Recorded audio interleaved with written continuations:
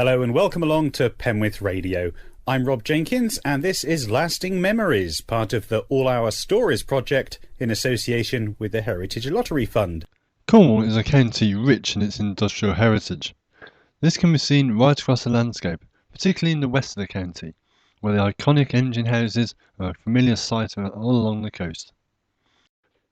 But the region's heritage has not disappeared with the demise of the mining industry, as the region has developed an alternative heritage based on new industries, particularly tourism and the arts.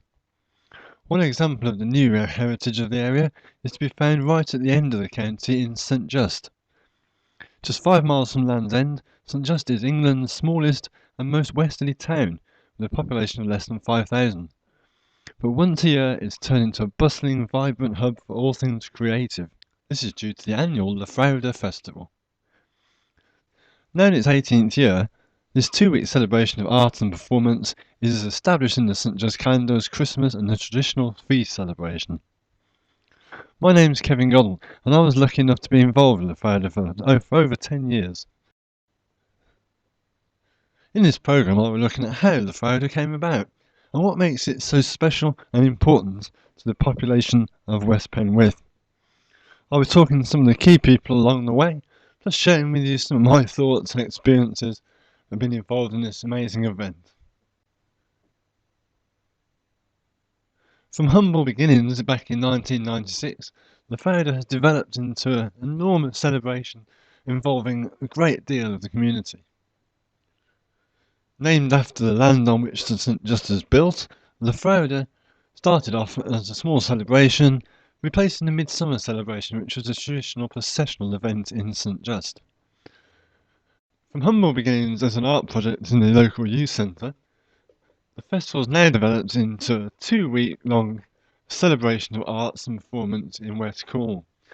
All local schools are involved, plus there are many opportunities for the community to be involved too, most of which they gratefully take up.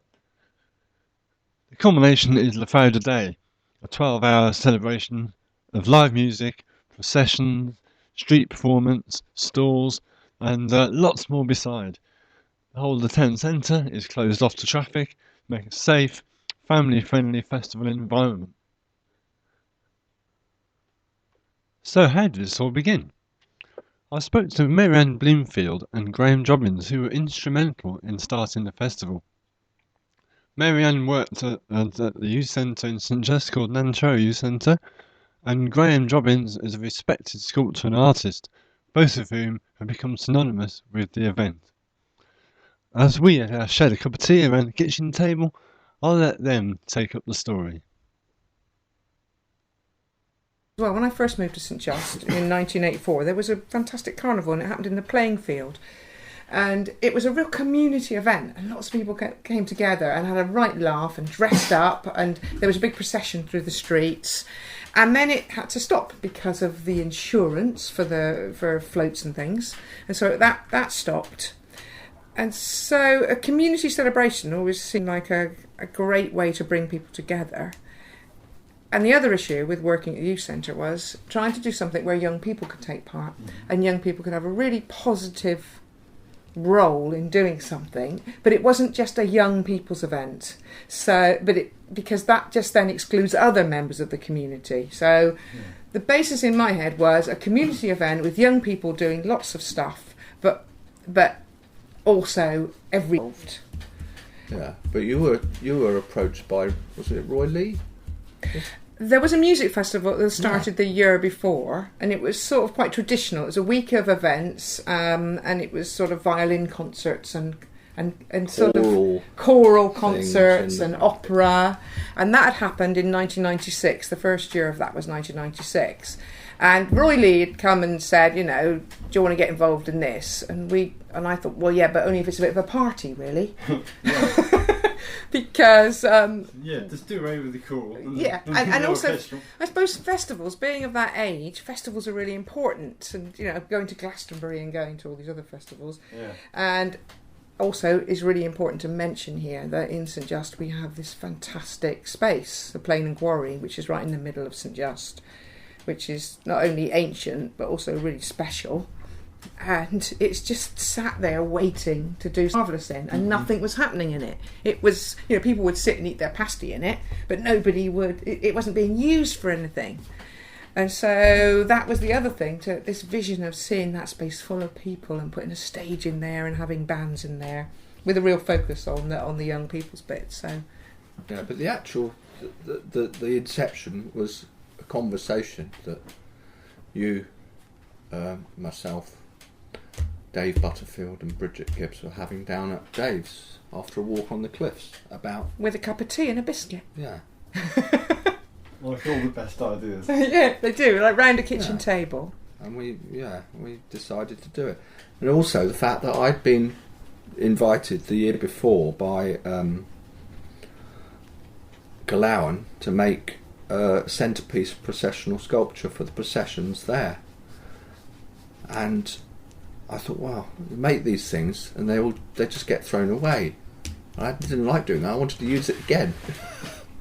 So, yeah, and we'd kept the Green Man, hadn't we? That was the first one I'd made.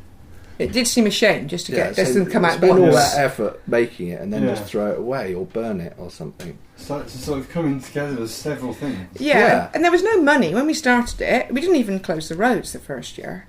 There was no... Graham made the Green Man, and then because he also had made a big sun, like a fireball which thing, I'd made with youth at Galawan. No, but I'd made it at Nancherrow. Oh, right. It was the first time we used Nancherrow to make anything. And then Bridget and I worked with young people on costumes to go alongside it. Yeah. And then we also had Craig Johnson, who's involved with Knee High. It's the wonderful Craig Johnson. He wasn't involved with the Knee High. He wasn't involved. He was new to the area, and I just thought, he's clever. He's a clever man. Let's get him to lead the samba band. So he came in and worked with young people on the samba band. Right. So we had a youth samba band. We had young people in costumes, and which they'd made themselves, to go with the processional stuff we made.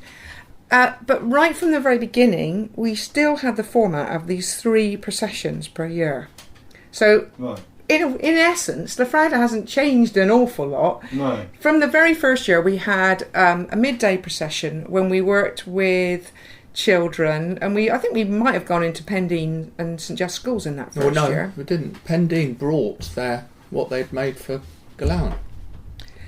That's what they did. No, I didn't mean for the community procession. Sorry. I mean for the children's procession. So the first procession, we made banners with the children, and I think Bridget and I had gone and they'd done some workshops at Galawan that had been like that. Galawan's got a lot to answer for, actually. It really has, and I think that we should give credit to festivals that have gone before and inspired festivals. I think that, because I think sometimes there's a bit of a rivalry between festivals, and I think it's a little bit unnecessary, because without Galawan we probably wouldn't have started doing it. So they're one of the inspirations. Yeah, they're a real inspiration. But so the 3 processions were always there. There was always the children's procession with children with banners that they'd made, and that was so there weren't any big images in that first procession. And then the midday procession, that's 3:00 procession or 3:30 procession, was the like it is now, all the processional things and the costumes and the samba band, and we also had a lantern procession. Well, and it's a community festival, and I think so people who live here have to feel it's theirs,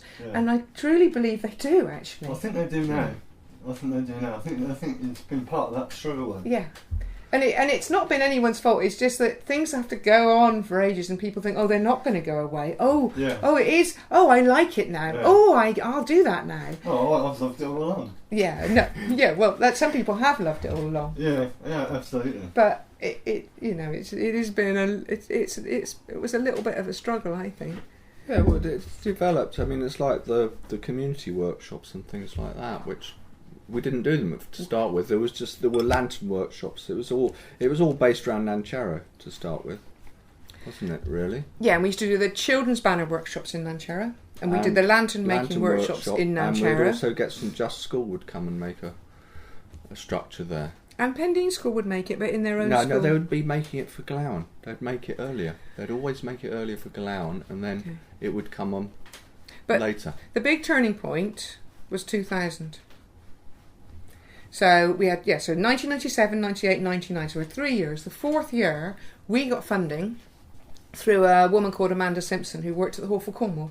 And 2000 was a big year because it was Colonel Bisvicken, Cornwall forever.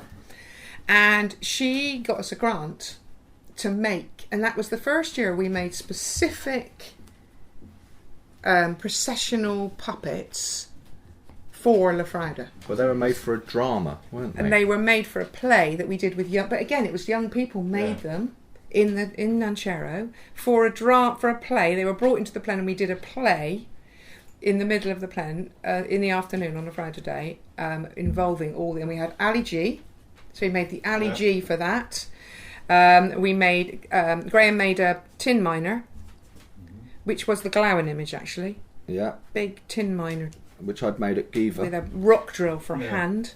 I made a giant robot, which I'd made at Nanchero. Yeah, because that was the future. Because it was all about the past and the present and the future. It was actually my first year. Was it? Right. And Bridget made lots of flags. Yeah. She got funding to make some flags at the school. And Billy Winter made a weather giant. Yeah, we had the weather, because the weather's really important. A small giant. So lafrowda was born. But even a couple of years in, it became clear that if it were to become a permanent fixture, more people would be needed to help. Marianne instigated a recruitment drive, and one of those who were recruited as part of this campaign was local PR and media businesswoman Barbara Smith. As you'll hear, Barbara and I discussed how the festival soon became such a major event in the community. But to start with, she explained exactly how she got involved in lafrowda and what her role was. My involvement with lafrowda really goes back to the point at which it began to establish itself as something which might have a kind of permanence. But the very first time I really remember being conscious of getting involved was, I think, in 1999, a band called the Sacrificials played on the Friday evening. And I was standing there, having had a couple of glasses of wine, end of a working week, enjoying the music, and a clipboard came round with a piece of paper attached to it that said, "Are you having a good time?" So I wrote, "Yes." And then it said, "If so, would you like to get involved with the organisation of lafrowda?" So I write, "Yes." And then it said, "Give us a phone number." And I did that, and I forgot all about it.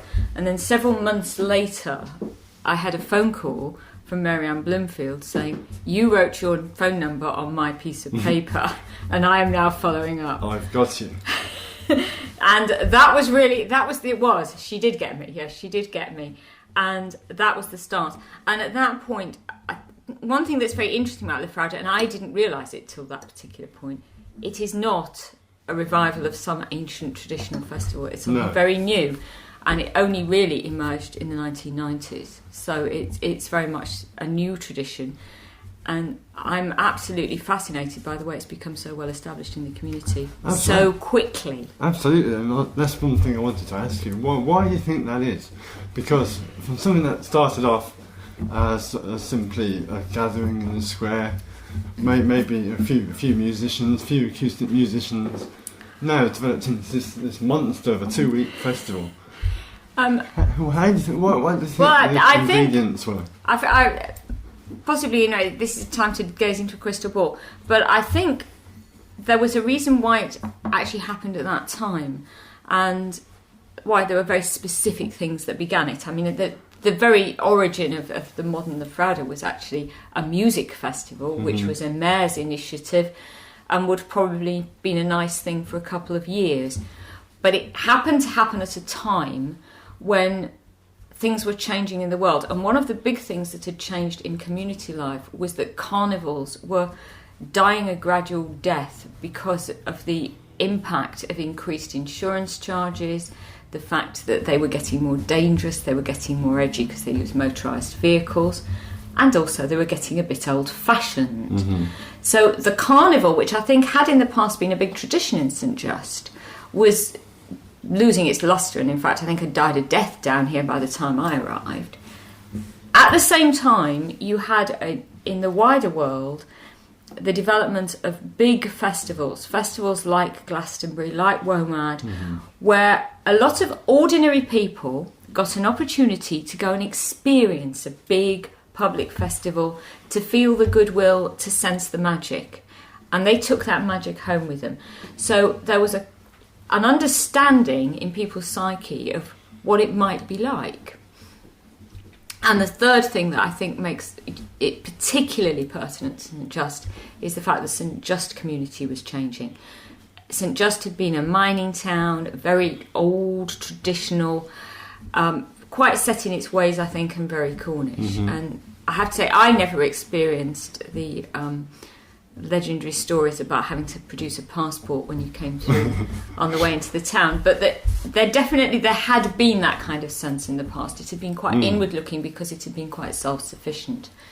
When the mines closed, then new people started to come in, and the new people who came in were a creative community.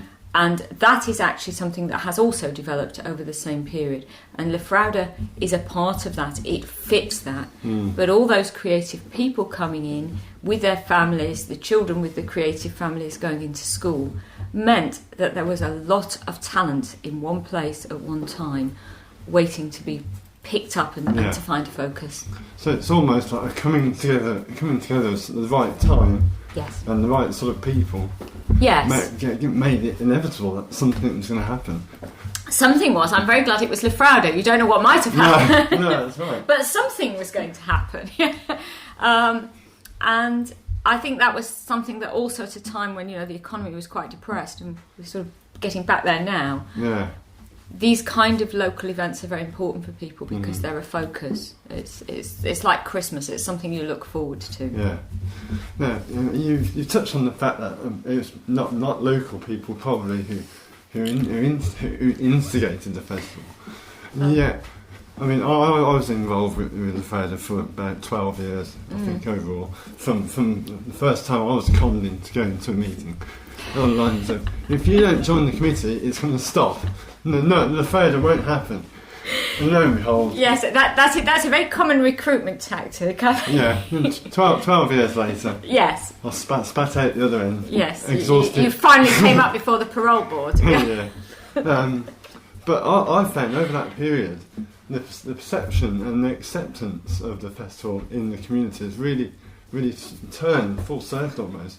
Because, I mean, I don't think I'd be hypercritical in saying it wasn't that well received at first. Wouldn't that be right? That would be very right. I think, had it not been that it had originally developed from something that had been quite a small, low-key initiative by the mayor, which in itself gave it a little bit of credibility, I think it might never have got off the ground. I think it might have been a one-day's activity organised by the youth centre. Yeah. And certainly in the early days there was a lot of negative reception mainly from the traditional community, that this was something very hippy-dippy and it was outsiders and it was arty-farty and everybody was going to get drunk. This fascinated me in a way because actually everybody's going to get drunk and get out of hand seems to happen every year at Feast and has since time immemorial. Yeah. But that's okay. The fact it's exactly the same people doesn't seem to make a real difference. No. But I think one of the things which the lafrowda did very consciously, and that really helped to filter it into a wider community, was involve the schools and involve the families. Because in the school you had all of the children, and all of the children wanted to get involved, and if all of the children get involved, then all of the families get involved. And of course now some of those children are becoming the parents. So that is how it's grown into the community. And I think it was the involvement of children and the schools, and working very hard to get the schools on side, that did help begin to embed it. But I think also there's always been a need to embrace the traditions as well, because all festivals are very similar. If they're going to survive, they have to have two elements, I think. One is they have to have a tradition. The tradition gives them their brand almost. But they also have to keep fresh. They have to have new ideas every year. Things do have to change, and they have to stay up to date. And with those two elements together, they can keep going.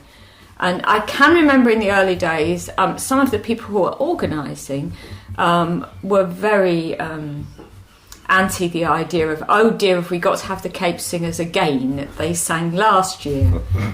Cape Singers are now the one act that's performed every single year, and probably always will, and they are a part of it. Yeah. And their fan club comes out every year, you can't knock it. they are, and well, the other thing, it's like everything else. When you've got any performance group that involves a huge lot of people, it does wonders for your audience because they have a huge lot of relatives. Yeah, absolutely. That's why I always used to book 50-strong choirs. Exactly. They're all the family comes. And the school choirs. Exactly. And that it's a very good ploy. And once you've got those people out there, then they will start to enjoy everything else. Yeah. And they loved it. And now, I think some of our most avid supporters now are probably about 80 years old. Yeah, I think... Who get all their younger family down to come and enjoy it. Yeah, I think there is that element of the festival now where it has become a time when people come home because we have a very transient population. Yeah. And most people have to move away to work, unfortunately. Yes. And I think it's a time a lot of them come home now, and so that's got more of a family feel about it throughout all the generations. Yes, very, very much so. Yeah. Now you were involved as secretary, I seem to remember. That was initially, yes. I after the phone call from Marianne, I remember going to a meeting, which was really to try and push lafrowda forward. Marianne really believed in it, and I think you cannot, discredit her in any way. Without her enthusiasm and her vision, none of us would have been here. She was determined it was going to work. And from that, passing around that clipboard, a great deal has happened. But there was a core of people who turned up at that meeting. There's Holly and Milo and Dot and Dave and me and Bridget. And we agreed we'd have a go at doing it at that point. Well, we'll see if we can put it together for a year. Yeah. And the focus wasn't any further ahead at that point. No, this was around the kitchen table. It was. It really was. That was how it was happening.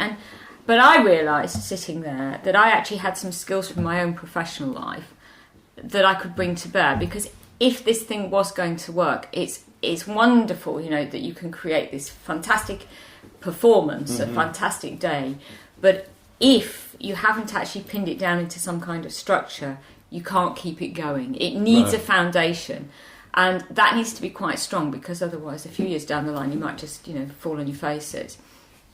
And I did have skills and so that's why I offered to be the secretary. I have to say it's the job I never much enjoy on any committee because it is incredibly busy. Yeah. And there's a huge amount of paperwork, which, believe it or not, is not my favourite thing at all. And you are the person who's responsible for really dull stuff like the filing and the licences. But it's a very essential job, and it does actually, if you've got somebody who knows what they're doing, it's easier for that person, but it's safer for the group. It makes the group able to do their jobs without having to worry about it. So that was the thing I offered to do, knowing that this is going to be a year of paperwork. And very early on in the discussions, it was becoming apparent that actually we really wanted it to go on year, and that's when it became clear that if we wanted to do that, lafrowda had to have some kind of legal structure, and the obvious entity for it to become was a charity, which would enable it to collect funds more easily and to access trust funds, for which you have to be a charity. And so I think in terms of the paperwork job, I did steer through the charity registration.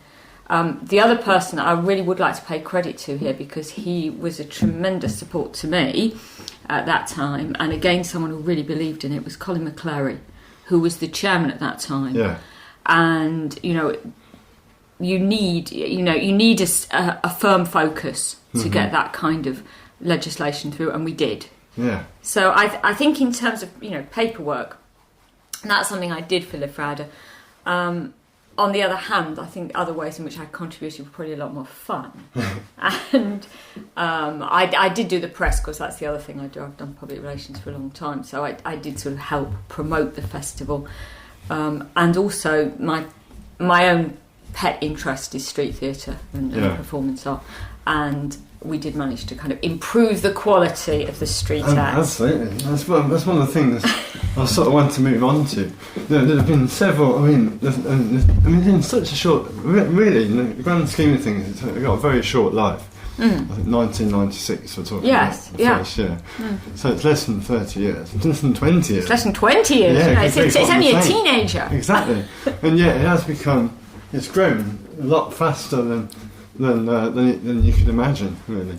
What do you think have been the significant, what do you see were the significant milestones that have enabled that growth or encouraged that growth? I think one thing that actually encouraged us from the beginning, and is another of the unsung heroes in a way, was having Graham Jobbins, because the processions make lafrowda, and he certainly in the early days brought skills that had not been seen before, and his influence on the quality of the processions pushed us into a league that, in truth, a small community that doesn't have a Graham Jobbins within it would probably still be struggling to make an image 6 feet high that didn't look like something that ought to be on the top of the bonfire at Guy Fawkes Night. And didn't collapse. Didn't collapse. With a bit of wind. So I think that was one thing, and I think Graham also made another contribution that sometimes I don't even think people realise he did.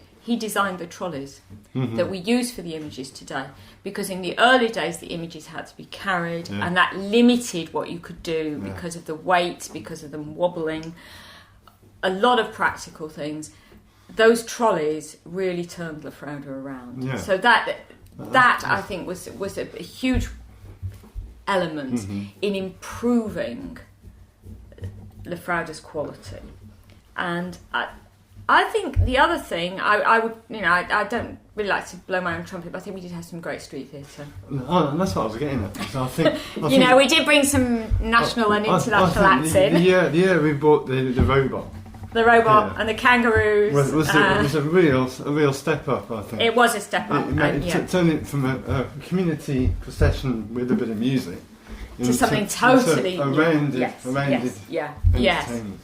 And we have to thank Penwith District Council. Penwith District Council and then out of that they then set up a group with Cornwall Council actually called which became known as the Feast of Festivals, which was to get match funding for festivals, because actually street acts are wonderful, but amateur street acts are never going to be the absolute best. It's the same with music, and some of these guys who perform are professionals. They do a very, very tough job, and you need to pay them, and I think that was the difference. And the Feast of Festivals was there to actually to give particularly some of the best professionals who are based down here, a lot of them, but don't necessarily work down here because they couldn't get paid to get them here. But the wonderful thing that happened, they all loved lafrowda, and they all did more than we paid them for. They all did an extra show. As the festival was growing, it became apparent that structures needed to maintain the future of the organisation. So Barbara and her colleagues went down the process of registering the lafrowda Festival as a charity. The charity has two aims. The first is to advance education in art and culture in the St Just and surrounding area. And the second is to promote arts for the benefit of the public generally, and particularly for the inhabitants of St Just, by promoting an annual festival of arts and music. Clearly, budget was starting to become an issue at this point, as it does with all community events, as they grow. Without getting too bogged down in figures, the budget for 2013 was approximately £26,000. The bulk of this is spent paying professional artists to work with school children and members of the community in community workshops. The artists are employed to go into schools and run community workshops, working with the children and anyone who wants to drop in. All materials also paid for by lafrowda, and you'd be amazed at how much masking tape is consumed during the festival.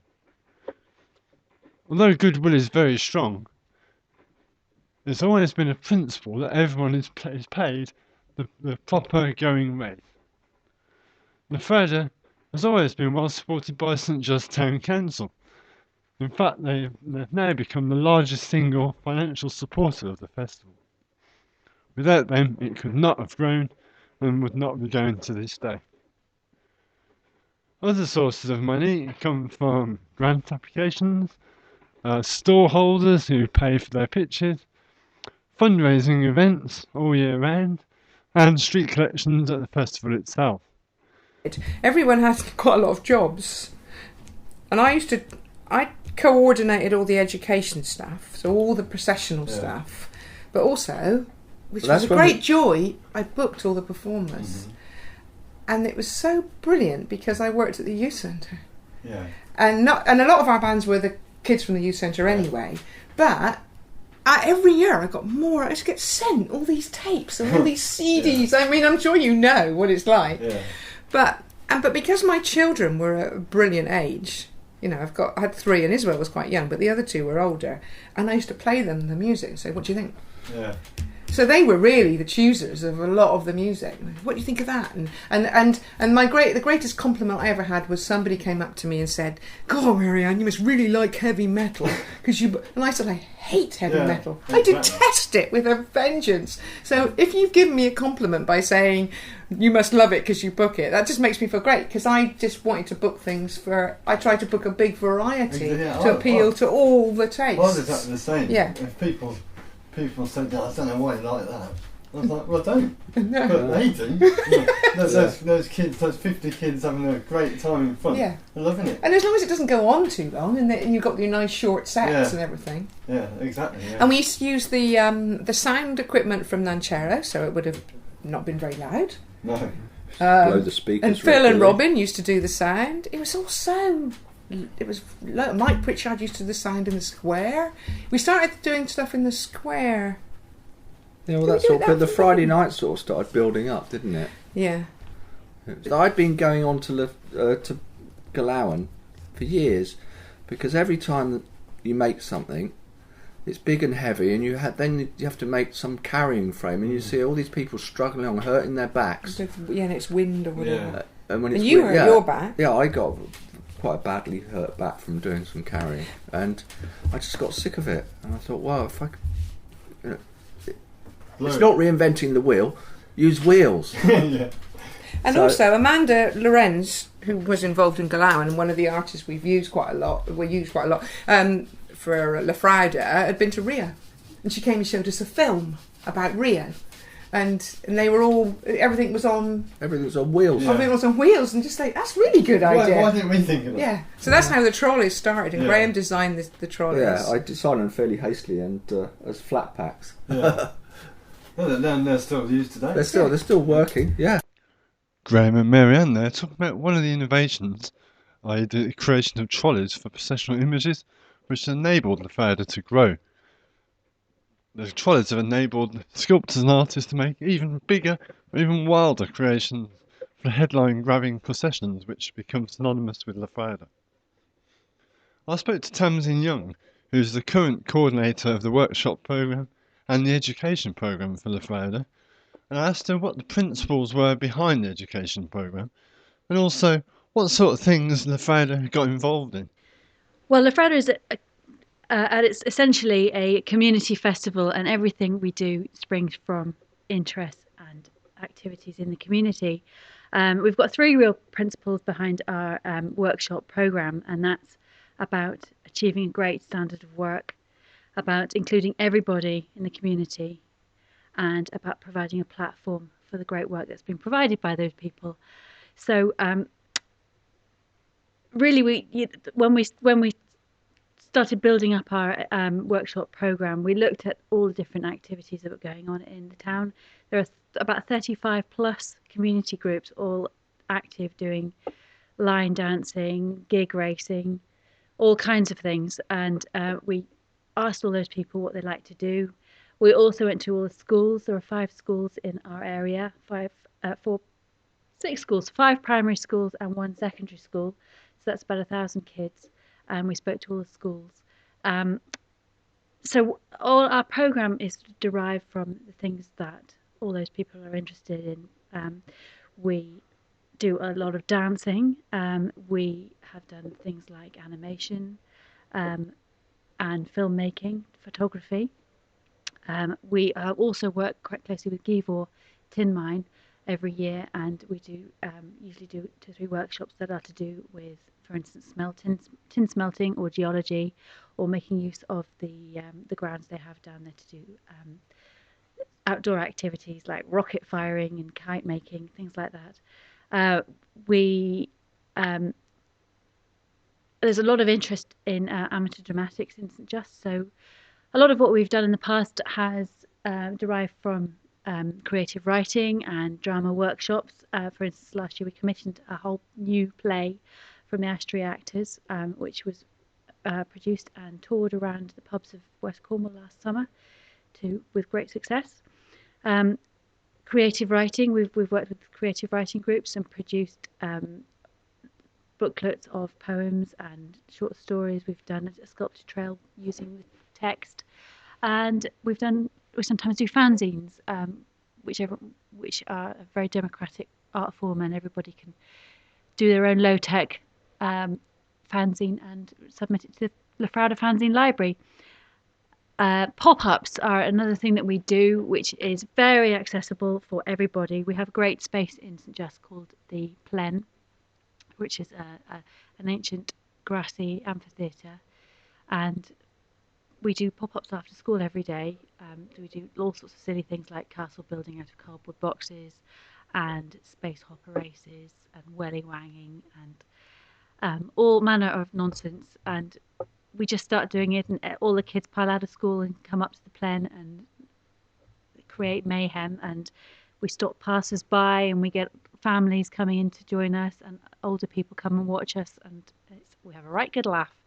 So that's something that's very much committed to bringing in everyone into the community.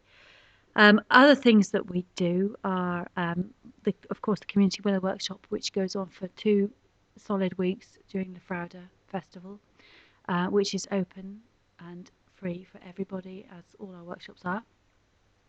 So you can come along with your own idea, and we've got some fantastic professional practitioners available to work with people on their processional figure ideas for the parade. This is one of the things we're also committed to is employing professional artists and paying them a proper wage. This is part of our objective about achieving great art. So the artists that go into the schools are all professional artists and bring something very special to the schools. It's not often that school children get a chance to work with professional artists in a very grown-up and collaborative way. For the film festival, we every year we run a February film festival for the whole month of February. Every Saturday we show 1 or 2 films. This is also derived from the interest in the community. So we show a lot of things that you might not necessarily see in commercial cinema. It's also a showcase for films that have been made in St Just. So we've shown school animations, we've shown the work of young filmmakers, and this year we are doing a lot of animation. Our theme this year is lights, camera, action, and we are hoping to invite everyone in St Just to take part in some way in creating little films. We're doing animations with the schools, and we are also planning very ambitiously to create a mini feature film, a mini western, which a script has already been written for, and that's what we're planning to do in the summer this year.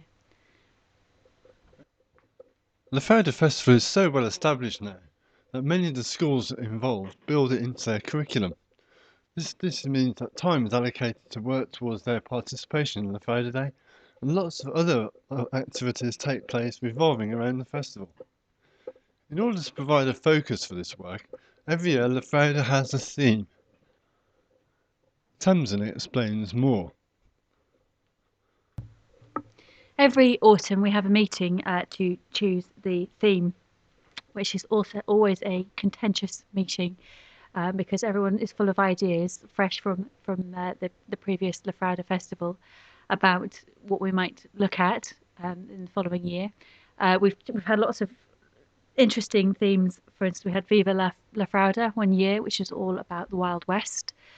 We've also done Look East, which obviously is about the East and all things Eastern. We have done Playtime, and this year our theme is Lights, Camera, Action. This is because of an upsurge in interest in making short films, animations, and because of the February Film Festival. The themes are chosen to give the biggest opportunity for everybody to get on board, something broad that the schools can adapt to meet their own curricular needs, and mostly have a big visual element so that the parade images can be big and splashy and very characteristic of the theme. The Lafrowda Day itself has gathered a reputation for its music. For many, this is what it's all about. Market Square hosts live music on the Friday evening, and on Saturday it is also joined by a second stage in the Plen Grwy. These two stages offer 12 hours of live music throughout the Lafrowda Day. I had the pleasure and responsibility of coordinating the music for the festival, which I took over from Mary Ann. I did this for nearly 10 years, and during this time had four main principles behind my planning. The first one was to provide a platform for local artists to perform. The second one was to put on a professional standard of production to show people something that they can aspire to.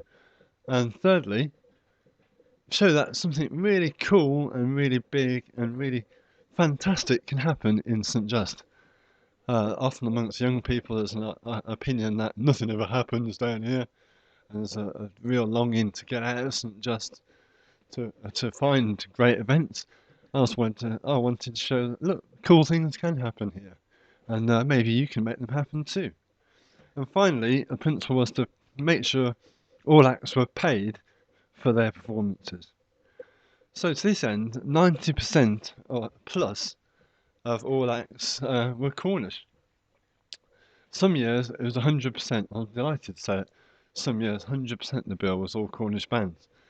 Other years, the headline band I would bring in from elsewhere, which I thought was very valuable because it gave the young musicians and people and the whole community a view of what was out there and give them something to aspire to.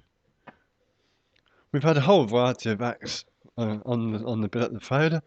Every genre of music has really been covered, from pop, indie, metal, electronic music, folk, blues, rock, classical, dance music, plus the traditional elements as well, brought on by the male voice choir of Cape Singers and the Appalachian dancing from Shindig.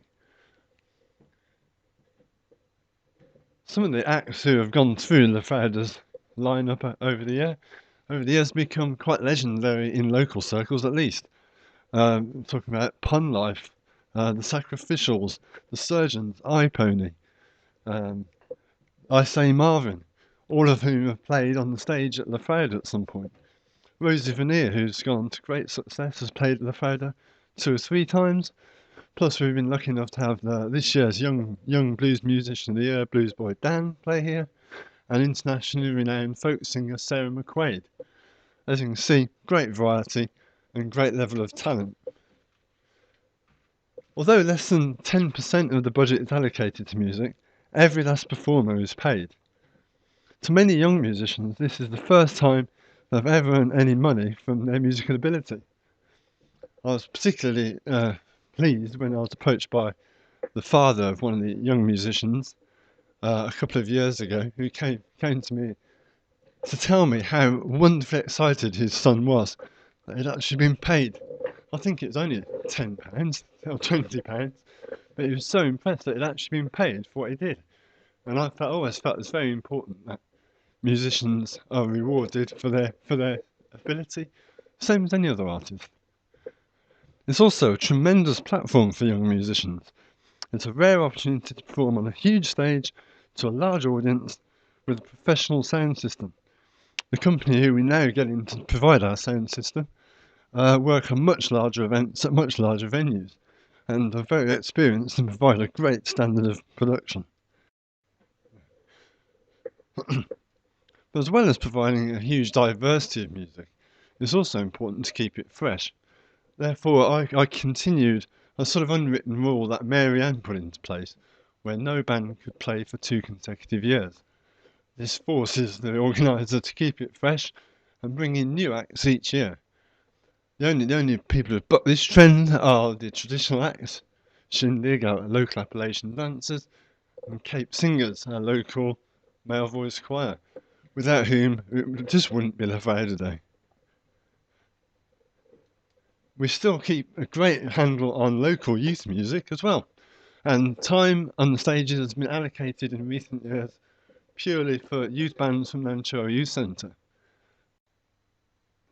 As you can imagine, it's not always easy to persuade acts to come from further afield. I've had many frustrating conversations with bands trying to explain that actually lafrowda is quite a huge event and is quite an up for it crowd, and not the Garden Fete community festival that people get the impression that it is. I particularly have a great memory of accompanying one of the headline bands, Six Nations State, into the site through the road closure barriers. I jumped in their van with them and came through, and one of them was on the phone, and he suddenly looked up and said, "My God, they've closed off the entire city centre for us," which I thought was absolutely brilliant. And another band another headline band who came from London, White Powder Gold, were actually based in my house for the afternoon before they performed, and a few of them went off to check out the festival, and I was at home with the rest of the band, and one of them got a phone call, and the excitement in the face of the guy who was taking the call, because they'd suddenly realised that this wasn't a garden fete, this was actually a major event, and this was going to be an awesome gig for them. And I know for a fact that they consider it to be one of the best gigs they've ever done, and they're regulars on the live circuit in London. So I feel very proud that bands who come from bigger things or bigger places or bigger venues come to our little festival and really rate it as one of the best gigs they've ever done. That fills me with great pride, and I think that's due respect to the crowd, because they do love to party. We do love to party in St Just. We do it for fun. It's one of the reasons. It's the main reason why I got involved, because I love music, and I want everyone else to experience the joy and the enjoyment you can get from that.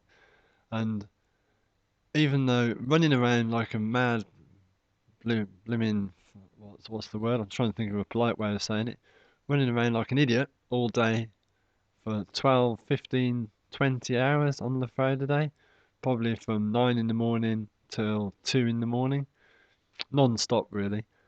I always tried to take 10 minutes or 5 minutes out, step back, just take a look at what lafrowda achieves. And every time that's always filled me with pride.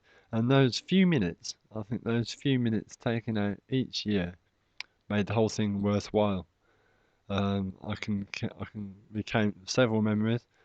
One when in the days before we had any professional crush barriers at the front of the stage, the first time we actually needed any barriers, we put up some makeshift sort of standalone barriers which were nowhere near up to the task, and required 4 or 5 of us to physically hold the barriers back while about 500 people were having a party the other side pushing against them.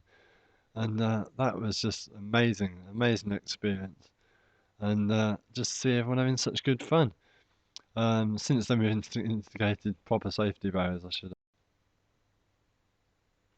I spoke to the current chair of the organisers of lafrowda, Jonathan Hancock, about what it is that makes lafrowda so special and so important to the community here in St Just. What makes it?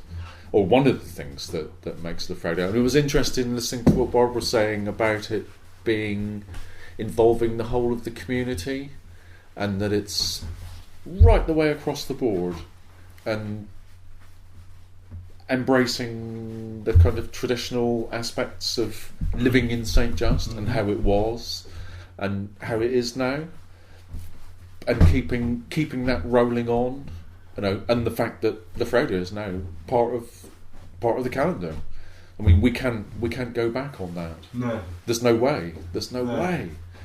And you asked me earlier about what I could foresee the future being for lafrowda. It's a very difficult thing to quantify. Listening to the other interviews, it's such an organic thing. It's brilliant for St Just. Yeah. I mean, I could see that right from the very first time that I arrived. Kids are involved, the whole thing that happens is just right on, in my opinion. It's interesting about the kind of traditional edge to it, in as much as that there are people who are living in St Just who have never been away. They've never lived anywhere else. They've stayed here virtually all that they might have been to sea, or they might have done all sorts of things, but they've always come back to St Just. And lafrowda is now very firmly fixed in their minds as being something that's theirs. It's St Just's. That sense of place. Yeah. We have, I actually feel my roots are here because they are. Yeah. But I'd never thought about it that much before. And over the last few years, talking to folks around here, they're proud. It's all inclusive. No one's excluded, in the respect that no matter how old you are, where you come from, anything, gender, age, all of that stuff, it's completely inclusive.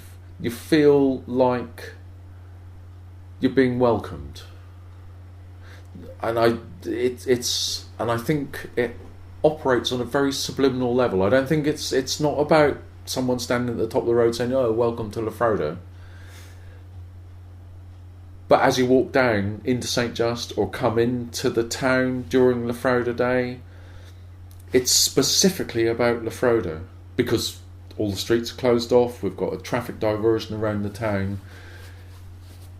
St Just is, for that day, revolving around the one day festival. I know the whole lafrowda festival is 2 weeks, but during lafrowda day, everybody is welcome. Yeah. And somehow, the majority of people always will feel welcomed. Yeah. I mean, it's a subliminal thing, because I don't know. In as much as, when lafrowda started, I was living in Pendeen. I used to come over here. I was living in the next village. And it was just fantastic. So as we said, lafrowda's turned into a completely different animal to what it was when we started.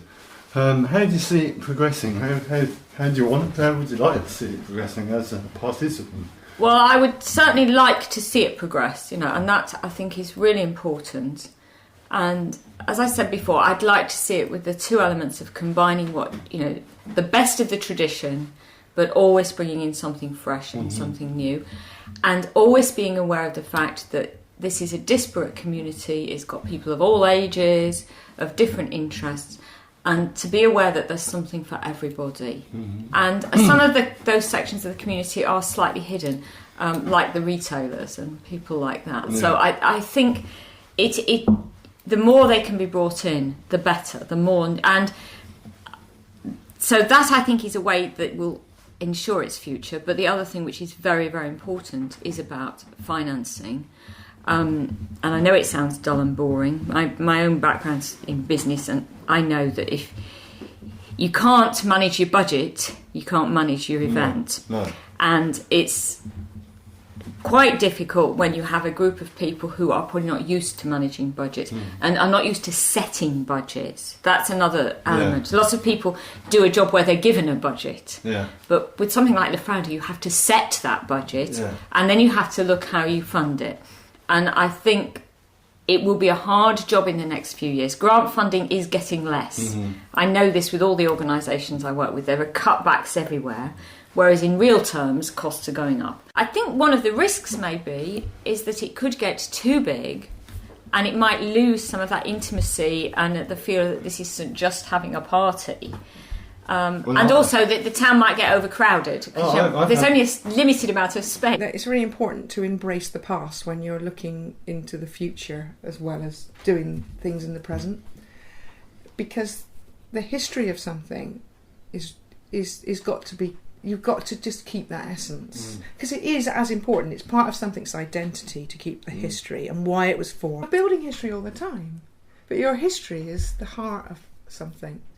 And that's when, so we've all been to these events that are, sort of feel very cold and very corporate and very like some committees made it up basically. Yeah. Something has to come out. It's got to be born out of joy. It's got to be born out of, and lafrowda was born out of joy. It was born out of 4 of us sitting around a table going, let's do something and have a laugh and let other people have a laugh and let's just go for it, you know, and then realise too late that that's so much work and it's actually very stressful. I, for one, have felt it a great privilege to be involved with lafrowda and feel honoured to have had the responsibility of taking care of it along its life's journey. It's now in other people's hands, but it's in safe hands, and it'll change. It has to change, but everything must, and I'm sure it'll become stronger and go on for a long time and maintain its position as a fantastic event here in West Cornwall. Now, the final word I'll leave with Jonathan Hancock. Thank you for listening. Hope you've enjoyed this programme. And for more details of the festival, you can visit www.lafrowda-festival.co.uk. One more thing I would like to say, it's this thing about incomers and locals. Within the local community, there is a sense of familiarity which is almost completely unspoken, which no one else can ever be part of. There's something I've been learning about over the last couple of years, because I mean, I grew up around here and I know a lot of people, but I'm realising I actually don't know them that well. It's like I don't have children. I can imagine that if I had a son or a daughter, there would be a sense of familiarity there that would expand over the years that you could never describe to anyone. You can only feel it. Yeah? And I think that is part of the attraction of what happens in St. Just on lafrowda Day. It's something that's felt. You've got this community here of, 4,500 people? And probably 1,500 of those 4,500 people have come into the area in the last 20-25 years or something. But you still have a large proportion of the community who've grown up here. They know your children, your children's children, their children. You know, that familiarity is, I don't know how you put it, it's like being part of a family, and they have their arguments and they fall out and they don't talk to each other and all the rest of it, but there's that sense of love that's there, that it's not expressed as love in a verbal way, and there is an element of demonstration of it in the camaraderie. You know, the guys working down the mines, blimey, you know, the camaraderie there. They were looking after each other's lives. I don't know how you can replicate that in the wider world. Lafrowda touches on that. We're here. It's lafrowda. It's lafrowda Day. In a small community like St. Just, who are used to a sense of camaraderie, the local traditional, we say, I mean, you know, I'm saying traditional, but it's not actually, they're not traditional because they've been all over the bloody place. They listen to rock music and they do all the stuff that everybody else does, but they're still in one place. there's a handful of people here that I went to school with who are still here and haven't moved anywhere else. They might have been around the world a few times and experienced all sorts of things, and they've always come back to St. Just. That's all for this edition of Lasting Memories, part of the All Our Stories project in association with the Heritage Lottery Fund.